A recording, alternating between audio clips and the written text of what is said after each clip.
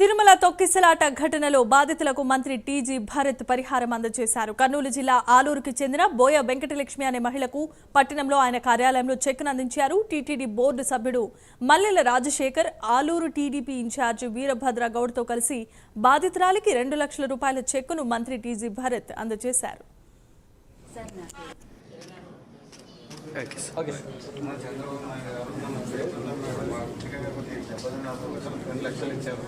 ఎవరు ఇంతవరకు ఇలాంటి పని ఎవరు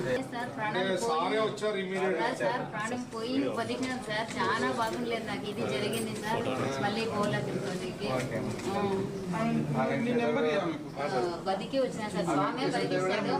ఇక్కడ వేసుకున్నానా ఇవి ట్యాటులన్నీ ఇది వేసిండే గుండె అవన్నీ పవన్ కళ్యాణ్ సార్ అయితే మొక్కుకున్నాడు సార్. స్వామి బతికిచ్చినాడు అమ్మా. నేను